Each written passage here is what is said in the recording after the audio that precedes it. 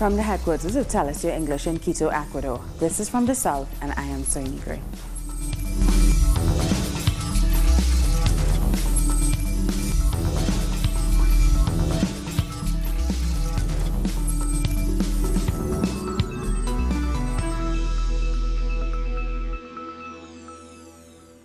President Nicolas Maduro has announced that Venezuela's cryptocurrency, the petro, began operating globally on Monday.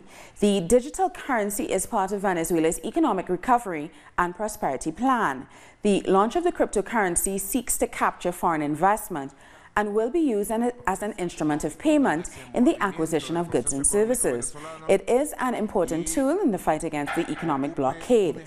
Venezuelans will also be able to use the petro to protect their savings. Beginning on November 5th, the petro will go on sale on the Venezuelan public. You can buy it in sovereign bolivars and can save with a petro certificate, which is backed in the Venezuelan oil. The petro has a material certification and is backed and supported by Venezuelan oil, but also by law and by decree. I have incorporated in the white paper of the petro the formula of the establishment of its value with respect to gold, diamonds, iron and aluminium. So, our petro is born armored, with oil, wealth and meaning wealth. I proceed to sign the first copy of the white paper. The president also ordered that the new petro cryptocurrency be used for all future sales of Venezuelan oil and its derivatives. He invited Venezuelan business partners around the world to abide by this measure. Maduro also said that the sale of international airline tickets, departure taxes at airports, payment for hotels, tourist arrivals, and the sale of properties must be carried out in petros as a way to promote and strengthen the use of the cryptocurrency. The Bolivarian government continues repatriating thousands of Venezuelans who decided to leave their country in search of better opportunities but never found them.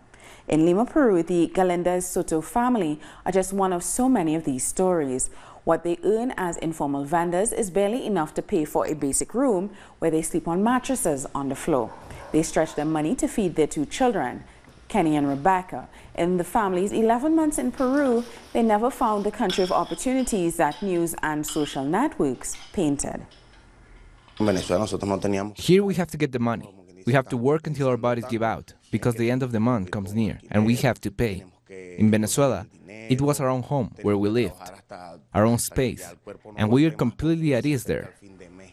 With the same luggage that they arrived with, they packed and left for home. Kenny and Rebecca are like thousands of Venezuelan families who left their country to seek better opportunities, but instead joined an already long line of unemployed, informal workers and people struggling to get by.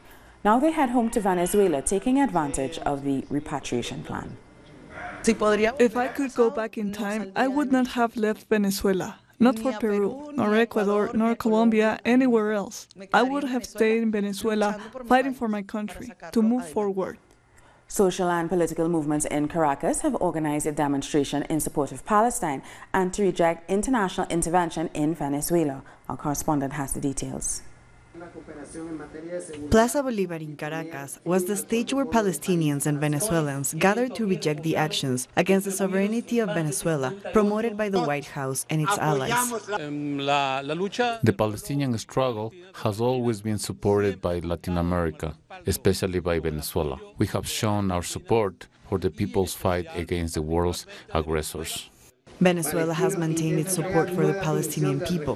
The union of both nations was celebrated by young Palestinians that live in the South American nation. We thank Venezuelans and President Nicolas Maduro for opening their doors. This is now our second country.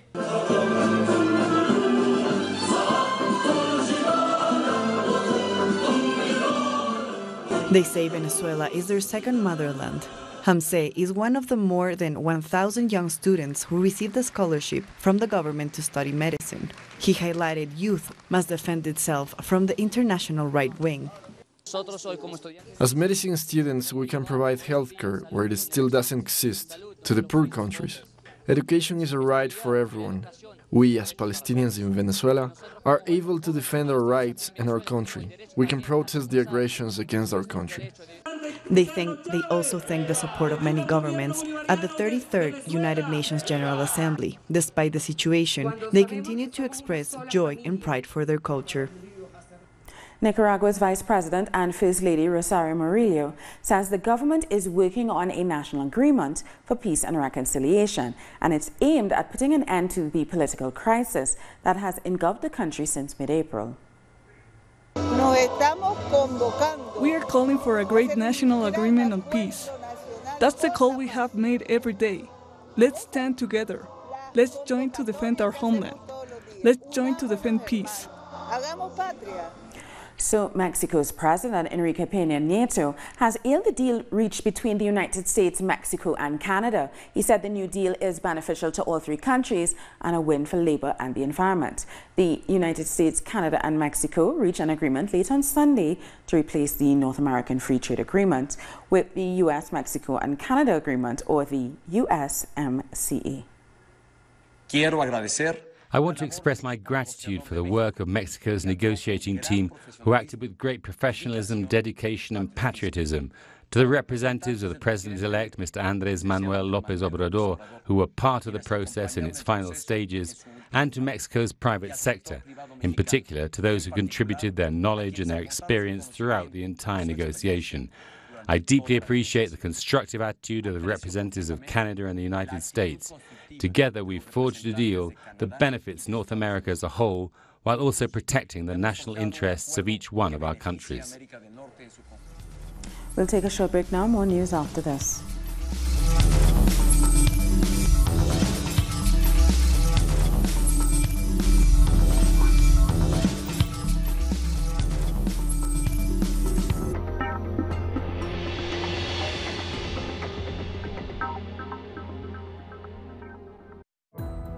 Our actions have an impact on the environment. It's our responsibility to change for the sake of our planet. Let's be part of this transition. Watch, preserve, and protect your Earth. Green Zone. Wednesdays, only on Telesur.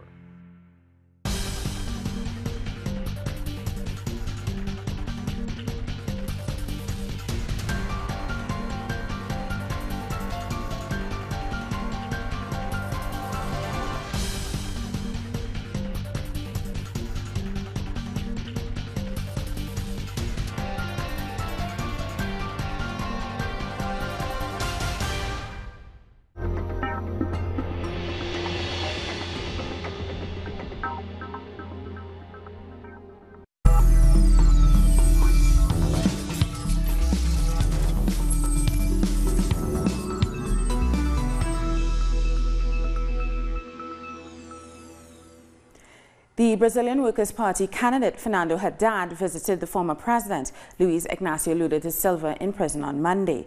Lula has been in jail since April, facing a 12-year conviction that made him ineligible to run for president. With just 5 days to go until the election, the war of the polls is heating up. Last week, several polls showed Haddad gaining ground on the far-right candidate Jair Bolsonaro. This Tuesday, the latest poll from Ibope shows Bolsonaro rising to 31% against 21% for Haddad. The sectors most closely aligned with orthodox neoliberalism in Brazil are seeking to continue the project that came to power after the parliamentary coup against Dilma Rousseff. Their main representative in Sunday's election is the former governor of Sao Paulo, Geraldo Alckmin, of the Social Democrat Party, or the PSDB. In 2014, the Brazilian Social Democratic Party lost the presidential election in the second round against Dilma Rousseff. However, it allied with the Temer government to implement neoliberal policies. Geraldo Alckmin, who governed Sao Paulo for over 12 years, is the face of the PSDB, aiming to continue on a national level a project that doesn't count on popular support. For all I know about Alckmin, he does a lot of things for the country. Alckmin has been in charge for years and he did nothing. He left us with unfinished subway works. He doesn't deserve my vote.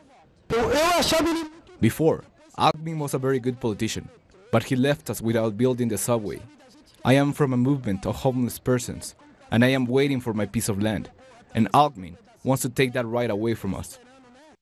Even though he seeks to differentiate himself from the far-right candidate Bolsonaro, in Sao Paulo, Geraldo Alckmin broke the national record for building prisons, and he now has 1/3 of the prison population in the country with the third largest number of prisoners on the planet. The neoliberal candidate promises to improve the program for the international evaluation of students, to lower the murder rate, to fight organized crime, and to create a national guard. Also, in a meeting with agribusiness leaders, he promised to liberalize gun laws in rural regions.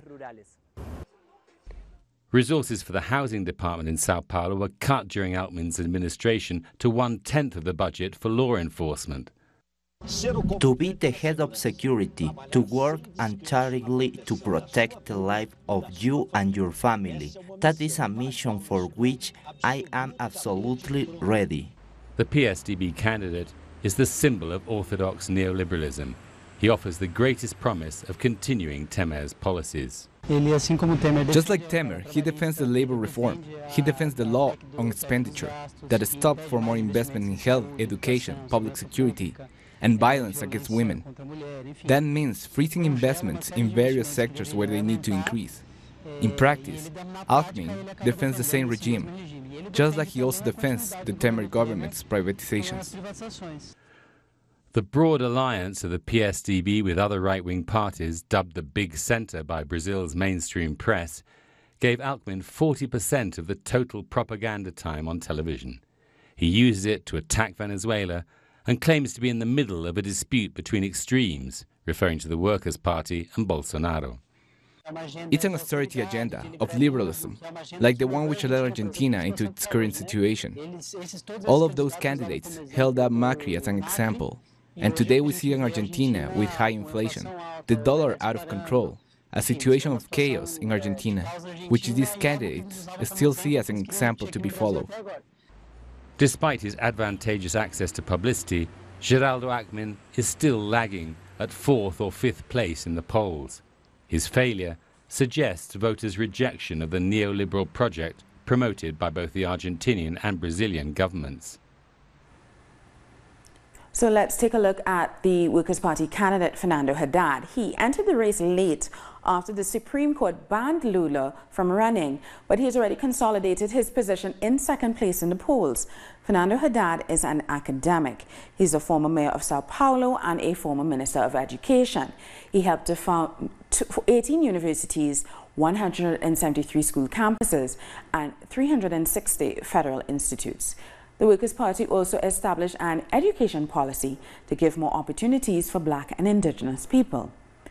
Among his proposals are the abolishment of labor reform, a reform on social investment and privatization policies imposed by President Michel Temer. Also, a reform of the state system to establish a truth commission to investigate crimes of the dictatorship and the development of a basic food income. Chileans are celebrating the decision of the International Court of Justice on the maritime dispute with Bolivia. People carrying flags have cheered the court's ruling in the capital, Santiago, while singing the national anthem. They believe the court has made the right decision by ruling that Chile isn't obligated to negotiate access to the Pacific Ocean for Bolivia. The truth is that all of the territory from the north of Antofagasta to Arica, including Lima, we won with blood and fire, actually with more than blood and fire. So it was important for Chile not to surrender. But Bolivians are disappointed with the ruling, but they've also said that it isn't a defeat and that the country should keep fighting for access to the Pacific. Hundreds gathered in the capital, La Paz, to listen to the final decision.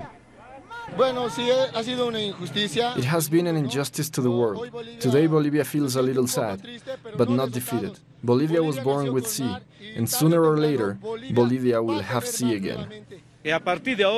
From now on, the work we're going to have is to strengthen ourselves in all areas and recover as Chile has done. We have no other way. We have to look for other instances to recover what was historically ours. Indigenous communities in Colombia are strongly rejecting the government's proposed land reform law. They say it violates their elders' ancestral rights to the land for the commercial benefit of a few. Several indigenous organizations protested in Bogotá and Cundinamarca against a bill that aims to change the land law. We've made a call to justice to protect our land and indigenous people's rights to it. Also, it's about the right to have prior consultation. We want them to order the Colombian government to throw out the draft law, which was presented in Congress. Native Colombians must be included in the consultation process. Ethnic communities rejected the plan to change the 1994 law because they say it would violate the obligation to prior consultation. This would only benefit the few who hold the reins of economic power. The right to own lands, cultural rights, such as language diversity, for example, would also be violated if the government fails to abide by the requirement of previous consultation. If not, all of the Colombian indigenous peoples will disappear. I'm talking about physical and cultural extinction. Afro, Rizal, Palenquero and rural peoples have always worked to protect the lands, the woods, the mountains, jungles and seas, and the ancestral cultures. They fight this government's plan because if they don't, they say it could lead to their extinction. The right to own lands, cultural rights, such as language diversity, for example, would also be violated if the government fails to abide by the requirement of previous consultation. If not, all of the Colombian indigenous peoples will disappear. I'm talking about physical and cultural extinction. Indigenous communities are calling on President Ivan Duque and the Congress to protect these rights and in so doing preserve Colombia's ancestral communities. They say they are prepared to seek the intervention of international organizations should the government fail to heed their concerns. The G20's Gender Equality Summit, known as the W20, has kicked off in Argentina. Its main focus is women's empowerment and how to get more female representation in institutions across the globe. From Tuesday, 65 delegates will discuss these and other issues related to women for 3 days. Members of Argentina's General Workers' Union are camping outside the National Congress to protest against the proposed national budget. They've pitched tents outside the building where they vow to remain until Friday, as the national budget is set to be debated throughout the week. They're demanding that the government put an end to price hikes and budget cuts. And in Trinidad and Tobago, Finance Minister Colum Imbert has ruled out a $7 billion national budget. With immediate effect, the cost of super gasoline will increase by $1 per litre. Imbert also announced an increase in public servants' pensions. The budget comes as the state-owned oil company Petrotrin closes its refinery. In order to minimize the overall negative effects of this inevitable decision to get out of refining, the board of Petrotrin and the Oilfield Workers Trade Union have begun the process for ensuring that the employees of Petrotrin are provided with transitional finance for their reintegration into the national economy.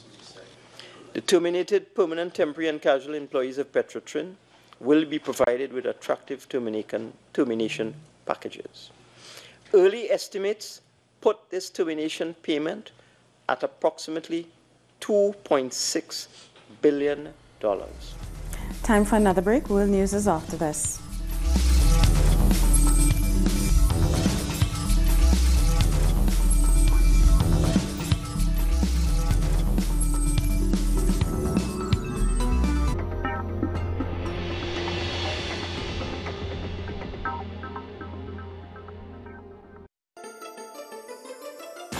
The ruling world order has always subjugated the masses.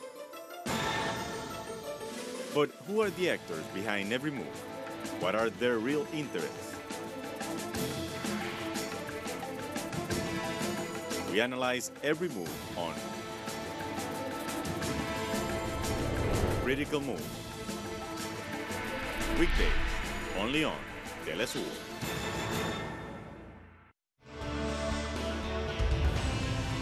In a world infested by inequalities, abuse of power, and injustice, The American journalist Abby Martin covers the struggle for fundamental rights worldwide, deepening into the search of files which uncover the empire's strategies through our screen and web platform in English.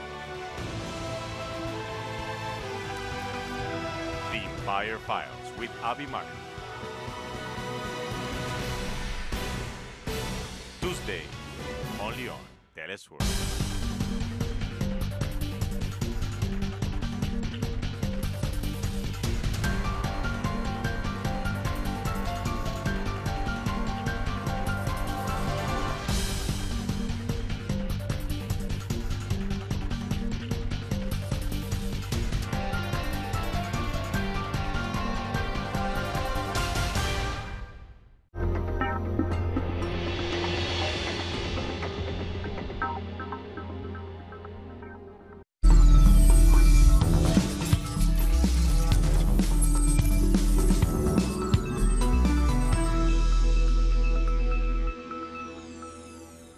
Welcome back. The death toll in Indonesia after Friday's earthquake and tsunami has reached at least 1,200. According to the authorities, 1,700 homes were destroyed. Energy and communication systems are still down, so desperate residents resolved to loot gasoline to reach villages yet to receive aid. In one of the hardest hit areas, the city of Palu, citizens are trying to recover their belongings, while rescue teams continue to look for survivors in the northern region of the country. Even if I found my wife dead, I would accept it. But yesterday, when she came with her friend and she got off the motorbike, it was euphoria. Everyone was crying. Our relatives broke into tears. They came to hug her. Dewi, thank God. One of my relatives took her picture down from the wall because she is still alive. And from Beijing, China, our correspondent Ignacio Diaz has more on the rescue efforts in Indonesia. The tragedy in Indonesia continues as the death toll has increased to more than 1,000 people after the 7.5 magnitude earthquake. According to the spokesperson for the country's disaster management agency, about 2.4 million people were affected by the quake and tsunami.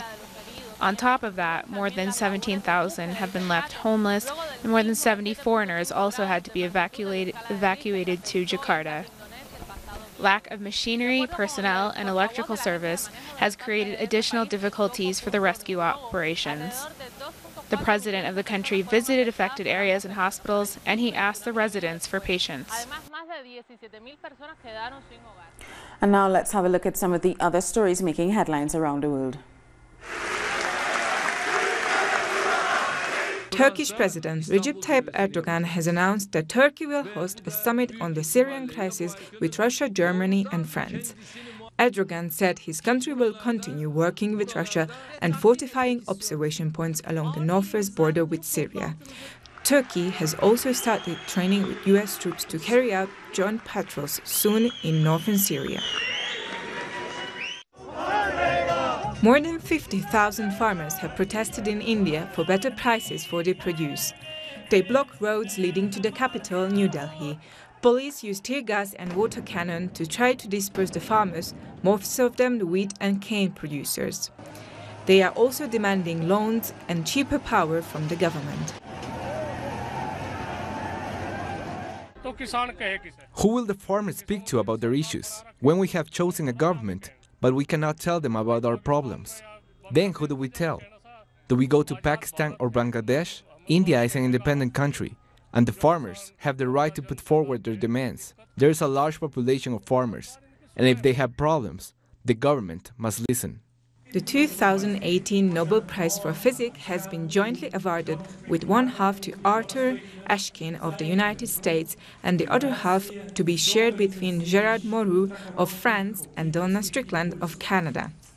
The three researchers were recognized for groundbreaking invention in the field of laser physics, especially for an ultra-sharp laser beams that have facilitated millions of eye operations. Donna Strickland is the first woman to be awarded the prize in physics in 55 years, and the third ever in the field since the start of the awards in 1901. The 7 main opposition parties in the Democratic Republic of Congo have agreed to present a joint candidate in the December elections. They have not officially announced the name of their candidate, but speculation points to Felix Tshisekedi, the leader of the Union for Democracy and Social Progress. The decision has excited many Congolese, hoping that the unity will bring the country's first peaceful transfer of power. A dozen activists performing a sit-in against the U.S. Supreme Court nominee Brett Kavanaugh have been arrested in Washington. They were detained outside the Eisenhower Executive Office building after they refused to leave. Kavanaugh's nomination is under threat after being accused of sexual assault. Gabon has arrested the crew of a Spanish tuna fishing vessel for catching sharks without the proper license. The vessel was found carrying about 2 tons of sharks and their fins, mostly of blue sharks. Now, this species is classified as near threatened, as 15% of Atlantic shark species are endangered. And the 2018 World Salsa Festival has ended in Cali, Colombia. Over 3,000 dancers participated in the event. This year's festival was marked by a high level of innovative dance styles. The international juries were impressed with how the dancers risked everything on stage and didn't hesitate to try new dance styles. Over 1,000 children also competed in the contest.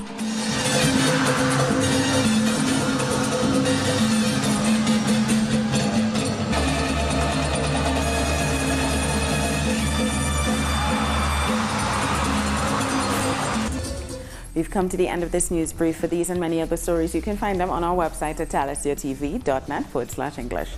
And join us on social media, Facebook, Twitter, and Instagram. For Talisia English, I'm Sunny Gray. Thank you for watching.